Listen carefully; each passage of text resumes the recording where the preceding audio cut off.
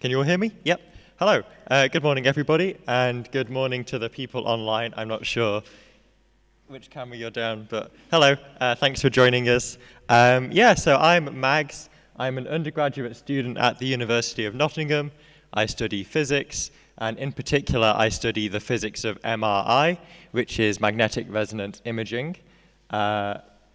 And today we're going to be exploring how algorithmic patterns relate to MRI, and we're going to talk a little bit at the end about how we can use that for creative arts, perhaps. So just very briefly to start with, in case we don't know, an MRI scanner is a big piece of medical equipment, effectively. We put people inside of them, and then it makes a load of loud noises. You have to lie very still, and at the end of it, we get a picture of your body. That will look something like this. So on the left of the screen, this is actually an MRI image of my torso. You can see my spinal cord there. And this is incredible that you've all seen my spinal cord, and I'm still here talking to you. This is the first time in history that's been possible. And on the right here, we have sort of a result from last year of a very, very high resolution picture of someone's brain. So this is the sort of thing MRI can do for us on the research level, but of course they're also much more important and relevant to our daily lives in that they appear over and over in terms of our healthcare. So I've had them for research, and I've had them on the NHS. I'm sure many of us here have waited a very long time to have them on the NHS and for our results to appear on the system. And so MRI is an important part of our lives, and it is fundamentally it's a physical experiment, a physics experiment that we do to the human body, and we get images out of it. Richard is my supervisor. This just happened to be the photo I found on the internet, and I thought it was quite funny to have him in. And this is one of the first full-body MRI scanners built at Nottingham, and is now in the Science Museum. So an MRI scanner is kind of presented to us as this sort of magic box that you put people in and images come out, but it's fundamentally got four components, which I'm just going to explain here because that relates to what the patterns we're going to be talking about do, because what the patterns are patterning are the actions of these components. So the first thing we have is a really big magnetic field. This polarizes the body. What that means is it takes all of the bits of the body and makes their magnetic properties point in the same way. And that's a big superconducting magnet. The next component is a radar system. So MRI and NMR, which is the physics underlying MRI, has its origin in sort of post-World War II. After World War II, loads of physicists had loads of radar equipment kicking around, and they started doing experiments with it, sort of started firing radar into solid masses, and they found that it reflected the radar in a really interesting way, that it itself encoded information about the material properties, the magnetic properties of what they fired the radar into. So they started with paraffin wax, and then later on they realized that you could do this to tissue, and you can measure the magnetic properties of tissue, and you can make images out of that. So the second component of an MRI system is radar. The third component is a massive PA, just like what we've got in this room, but it's sort of even bigger, because the way we get spatial information out of MRI is we apply big magnetic fields to the body that change rapidly. And that is effectively what a loudspeaker is doing, and we need the same sort of amplifiers to drive it. A fun bit of trivia is that in one of the early MRI scanners, the PA system they used was a PA system, and it had been used at the Isle of Wight Festival by The Who a few years earlier. The Who destroyed it, but we don't need good audio out of it. We just need big voltages and big slew rates. So we were able to, well, not we, people were able to use it for that. And the fourth component is a computer, and I've drawn a potato here because the computers used by MRI scanners are not particularly good. The one that I work with was running Windows 95 until recently, air-gapped from the internet, as you would expect. But the invention of the computer was a really important sort of enabler for MRI technology, because image reconstruction is Fourier transforms, and that's quite computationally intensive. There wasn't a good way to do that until we had sort of quite usable computers. So those are the four components of an MRI. If during this talk I refer to an RF pulse, that's radio frequency pulse, RF, that's talking about the radar. That's basically telling the radar to fire a radar pulse at the body. And if I talk about gradients, then that's referring to the PA system sort of applying an inhomogeneous magnetic field to the body. And I'm going to be skipping a lot of details about exactly how that works because we don't have time, but those are the terms of art. I'm going to try and keep referring to these components rather than the terms of art, but if I get that wrong and I say RF pulse or gradient, then just remember that I'm talking about radar and I'm talking about loudspeakers. And those are all things that we can understand a bit more readily. So that's the engineering side of MRI and what MRI actually is made from. And now we're going to talk about sort of what it's doing. So hopefully all of us are full of water right now. The human body is like 70% water, and I hope we're all well hydrated and are like touching the high end of like loads of water in us. And water is mostly protons. You got 2 hydrogens and 1 oxygen, and the hydrogens, they're really protons as far as I'm concerned. And those protons behave like teeny tiny compass needles. They will prefer to point with a magnetic field. So when we put the human body in a really big magnetic field, like that superconducting magnet from before, all of your protons are going to point with the field. And the second thing that's going to happen is when we fire radar waves at them, a radar is actually just another magnetic field. Its magnetic field's all the way down. Those are going to cause the protons, their magnetic moment, their compass needle property to sort of tip over and point in a particular direction. And much like a gyroscope, if you tip a gyroscope over whilst it's spinning, the whole gyroscope spins. The magnetic moments in our body, the protons, will do the same thing. And it's that spinning, the term of art is precession, that actually gives rise to the signal. And we'll see that in a minute. But the important thing, or one of the important things, is that once we've tipped it over, they want to be back pointing with the field, so they're going to relax over time. And that is sort of the actual thing that we measure. We generally measure, when we see an image on MRI, what that is a map of how quickly it had relaxed at the time we took the picture. Asterisk, asterisk, asterisk. So let's, rather than just talking about that, let's see what that looks like. I've got some demos as part of this talk, and I'm terrified that they will crash my computer or not work.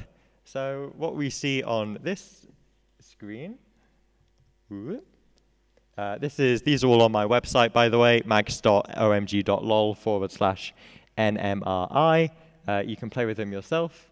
So what we have here is a simulation of, in a small cube of your body, what the magnetic moments, these blue arrows, what the compass needles are doing. So originally, at the start, they're all pointing with the main magnetic field upwards. That's over here. We tip them over using a radar pulse, and now they're all in the plane. This would give rise to a large signal because they're all pointing in the same direction in the plane. And over time, what happens is they spread out, and this is due to a number of factors. So if you look from above, we can see this fan is getting,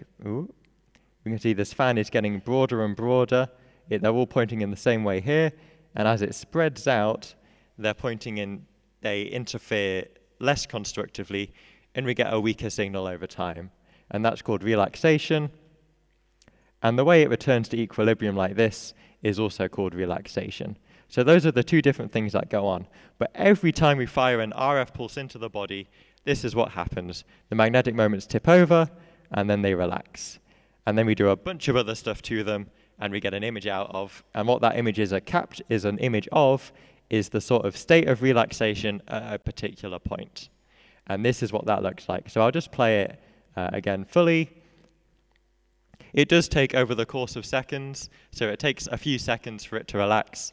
I don't think my simulation is quite accurate. I don't think it goes exactly like this, but this is sort of the timescales we're talking about. So going back to the slides. Yep. So now that we know what MRI looks like, we can talk about the patterns we use to pattern it. So these are called pulse sequences, and these are basically instructions of what radar wave to fire into a person and what sound wave to play out of the gradient amplifiers, what ways to alter the magnetic fields about a person to encode information into the signal. And whilst on an MRI scanner, these live in terms of code, Normally, as clinicians and physicists, we communicate it using diagrams like this, which are called pulse sequence diagrams or block diagrams.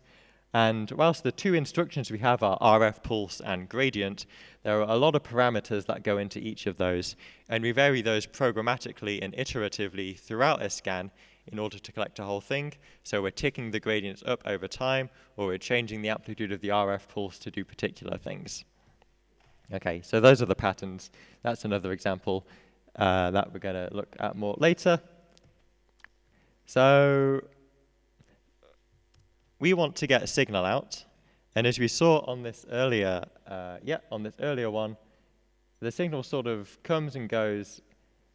Although it looks quite slowly, it's come and gone quite quickly. And if we had to use an RF pulse every time to get a piece of signal, that would be quite irritating because those put heat into a person, and we'd also have to wait every time for it to fully relax. So instead, what we'd like to do is use something called echoes. And I put the echoes on this one. Just check this looks right. Yeah. So this has the same principles as the previous one, except we're using two radar pulses. So like before, initially, all of our compass needles in the body are aligned with north, and then we tip them over. We have a large piece of signal, as evidenced by everything pointing in more or less the same direction. But that goes away rather quickly on the scale of things, and we would like it to come back. So the way we do that is we use a second RF pulse, and you're going to have to watch this carefully, and this flips everything over. So before, everything had relaxed to be mostly in the upwards direction and also a bit horizontal, and now we rotate everything 180 degrees. So everything that was up is now down, and everything that was left is now right. And this is kind of the clever magic, is that everything that was going anti-clockwise a little bit quicker than the others is still going anti-clockwise a little bit quicker than the others. But because we've flipped everything over, so it's pointing in the opposite direction, rather than everything spinning apart from each other, it's going to spin back towards each other. So everything is still going a little bit quicker or slower in the same way. It's still dephasing in the same way, but now it's doing it towards the others rather than away. And we can see that here. So initially, everything is fanning out. Then we flip everything over, and everything, you're just going to have to take my word for it, I guess. Everything is moving in the same way as it was before, but because we've pointed them in the opposite direction, they move towards each other, and we get an increased signal instead, and then it goes away. And what that looks like is this, and that is not correct. Please look correct. Come on. It looked correct when I set this up this morning, but it's not looking correct now. I think if I click this button and this button, ooh, that's different and wrong in a new way. Hey, this is how we know it's live, though. Okay, so we can see the signal over here. Bear with me. I'll try and zoom in for you.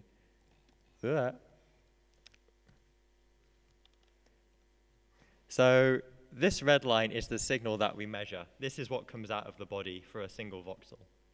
2 minutes. Yep. And it goes away, and then it comes back. Okay, so if I have 2 minutes, I don't have much time. So I'm going to show you this next part.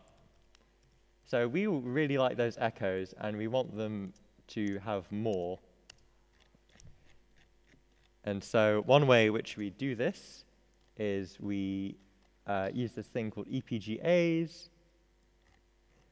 And I'm going to have to go really quick. Okay, so on the left-hand side, we have all the spinning like before. And on the right-hand side, this represents different sorts of components. And if we make them point in the opposite direction, this represents the going in the opposite direction I was speaking about earlier, which we can also cause with RF pulses. We can see everything pointing back in the same way. This is a diagram that is much easier to simulate than a load of arrows. This is just 3 lines. This is 400 lines. And so we can calculate the echo timings using that. And this is actually only 2 rules. So the 2 rules are when I press enter, I split every line into 3. They split again. And the second rule is I can change how steeply these lines are moving. So I can change the gradient, and that causes its own things. Those rules are so simple, we can do them on pieces of paper. This is when my computer overheats. So I'm going to close this. Goodbye. Those rules are so simple, we can do them on pieces of paper. And that's what I've done. These are some friends of mine at Nottingham Hackspace, and I've also taken this to Sheffield Pattern Club, where we can draw the same patterns on the pieces of paper. We can get the echo times out. We can predict when we'll have an increase in signal. And we can use that to talk about MRI. And this is kind of the creative arts aspect. These are just introducing the simple pattern without talking about MRI at all. And then we can bring the MRI into it. But at the same time, we make these nice aesthetic sort of trifurcating trees. And people had quite a good time making them. And yeah. Finally, an invitation. If you would like to make MRI art with me, please get in touch, because I would really love to. And I'm not a creative artist in myself. I do a bit of live coding, but I do know about MRI, and I would love to get to collaborate with you.